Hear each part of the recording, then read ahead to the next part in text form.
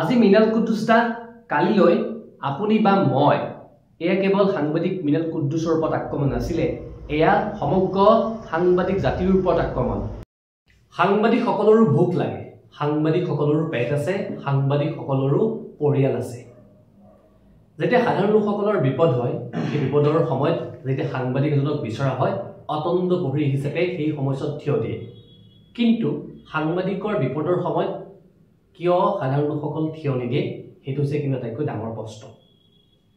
ৰাজ্যখনত দৈনিক সাংবাদিক নিগ্ৰহৰ ঘটনা পোহৰলৈ আহিছে, দৈনিক এনেবোৰ ঘটনা সংঘটিত হৈ আহিছে।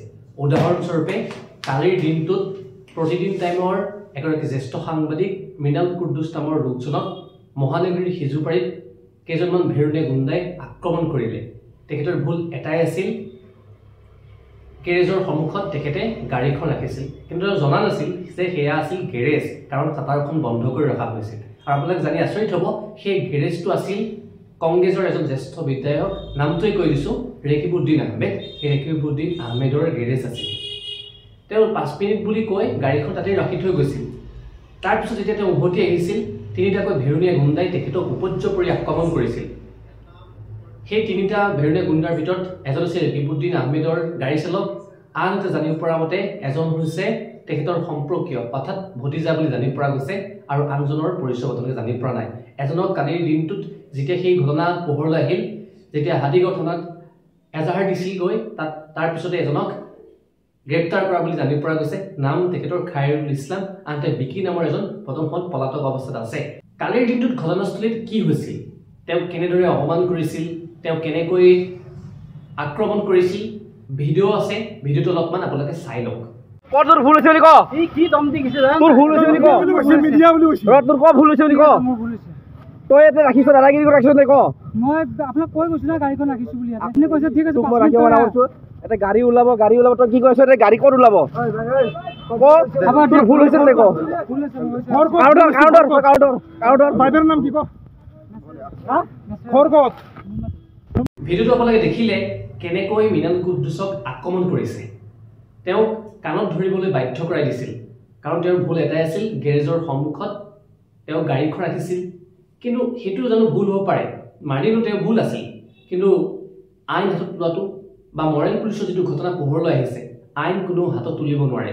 তেওঁলোকে যদি ভুলেই কৰিছিল, তেওঁ গাড়ীখন ফটো মাৰি পেলাই তেওঁলোকে লাগিলে FIR দিয়ক, কেছ কৰক, কিন্তু তেওঁ সেই বুলি আক্ৰমণ কৰিব, সেই কথা কোনো সাংবাদিকে বা কোনো সাধাৰণ লোকে মানি ল'ব নোৱাৰে।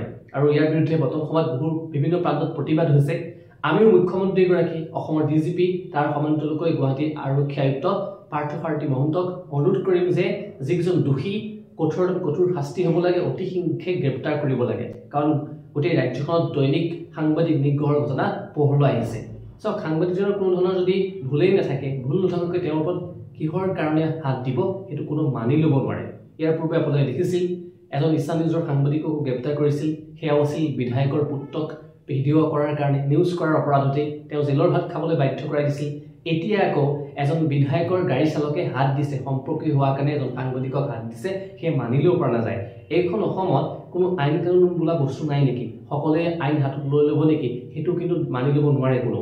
গতিকে গৃহ বিভাগৰ আমি অনুৰোধ কৰিম, বিশেষকৈ গৃহ বিভাগৰ দায়িত্বত আছে আমাৰ অসমৰ মুখ্যমন্ত্ৰী ডক্টৰ হিমন্ত বিশ্ব শৰ্মা, তেখেতকো অনুৰোধ জনাম যাতে এনেবোৰ ঘটনা হ'ব নালাগে। অসমখনত দৈনিক সাংবাদিক নিগ্ৰহৰ ঘটনা, সাংবাদিক আক্ৰমণৰ ঘটনা পোহৰলৈ আহিছে। বিশেষকৈ কালিৰ দিনটোত প্ৰতিদিন টাইমৰ সাংবাদিক মিনাল কুদ্দুছ দাক যিসকলে আক্ৰমণ কৰিলে, সেই আক্ৰমণকাৰীসকলক অতি শীঘ্ৰে গ্ৰেপ্তাৰ কৰি কঠোৰৰ পৰা কঠোৰতম শাস্তি বিহিত ব্যৱস্থা গ্ৰহণ কৰিব লাগে, এয়া আমাৰ দাবী। আৰু মই অসমৰ মুখ্যমন্ত্ৰীগৰাকীক পুনৰবাৰ এটাই তেখেতলৈ অনুৰোধ, যাতে অসমত হৈ থকা, বিশেষকৈ ৰাজ্যত হৈ থকা সাংবাদিক নিগ্ৰহৰ যিটো ঘটনা, সেই ঘটনাবোৰ যাতে ব্যৱস্থা গ্ৰহণ কৰিব লাগে, যাতে কোনো লোকে এনেকৈ আইন হাতত তুলি ল'ব নোৱাৰে। আজি মিনাল কুদ্দুছ দা কালিলৈ আপুনি বা মই এয়া কেৱল সাংবাদিক মিনাল কুদ্দুছৰ ওপৰত আক্ৰমণ নাছিলে, এয়া সমগ্ৰ সাংবাদিক জাতিৰ ওপৰত আক্ৰমণ।